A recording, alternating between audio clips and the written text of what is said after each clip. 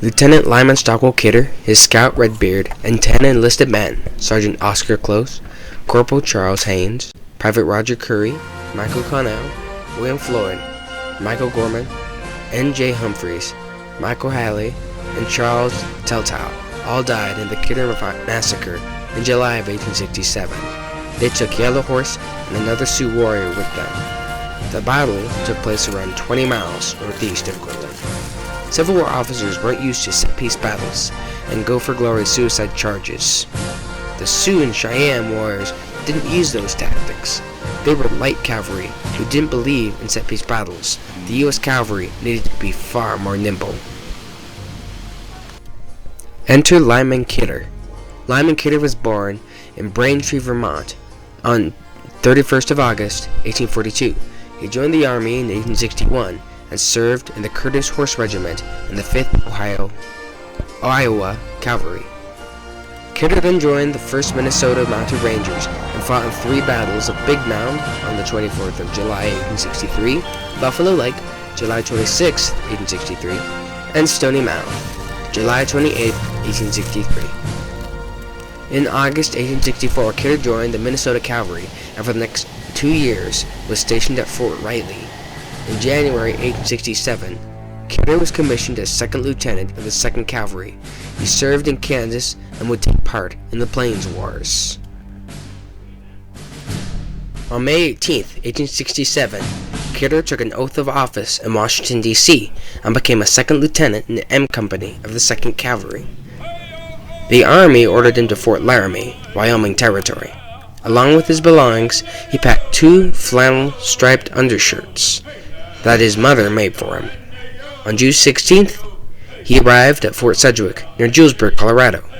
He told his father, Judge Jefferson P. Kidder, that he was leaving for Laramie in the morning. Instead, he was still at Sedgwick on the 28th. Kidder fit in well at the fort, and he requested to remain. He expected that the Army would grant his request.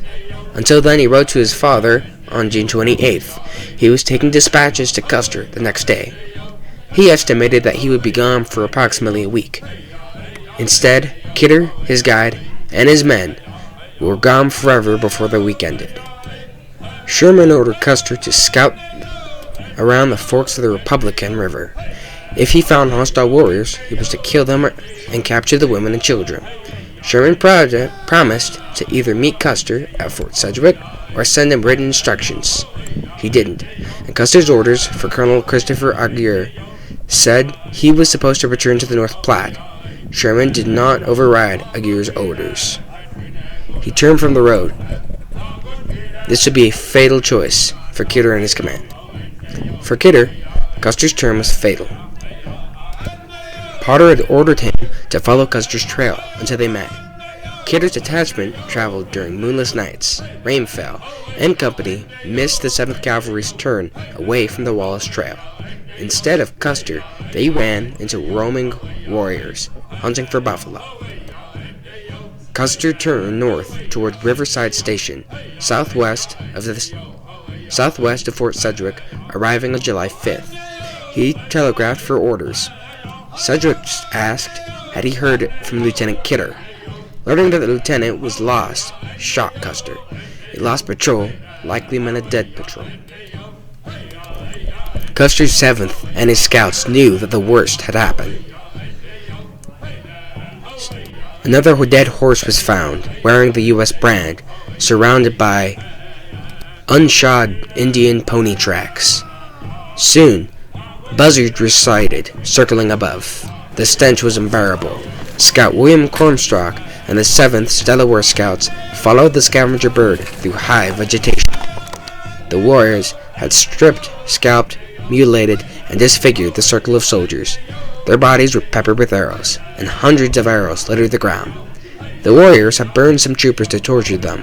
Wild animals had eaten the bodies, and they were little more than skeletons. No one could identify any trooper. Only one trooper's body had distinguished marks, a black and white checkered flannel collar. Cornstalk recognized Redbeard. The Lakota had scouted Redbeard as a traitor, but because he was one of them, they had not mutilated him. Usually a military would send an officer's body to his family for burial, but no one could tell which body was that of Kidder's. The 7th buried M Company in a common grave at the battlefield. The warriors would later explain the Kidder Massacre. Good Bear told George Bent that he and other dog soldiers, the Cheyenne tribe of elite warriors, camped near Pawnee Killers and bear-making troubles Sioux on the Beaver Creek. One day, the Sioux warriors ran by the dog soldiers. They yelled that troopers were coming, and the warriors prepared for a fight. They found the dismounted troopers in a little hollow. Dog soldier Tobacco started riding around the troopers and shooting at them. Others followed. The Sioux arrived, jumping off their horses and started crawling through the grass towards the troopers. The dog soldiers continued to ride and shoot. The troopers shot Good Bear and Tobacco's horses out from underneath them. Redbeard asked the Sioux to let them escape, but they refused. The troopers killed the Sioux warrior Yellow Hose and one other. Eventually the warriors eliminated all of the troopers, killing all under Kidder's command.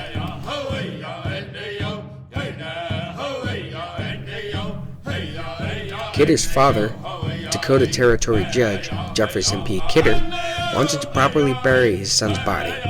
He wrote Custer, including a sample of fabric from an undershirt Kidder's mother made for him. Custer said that one of the soldiers had a collar from him that matched the piece of cloth that was sent to him.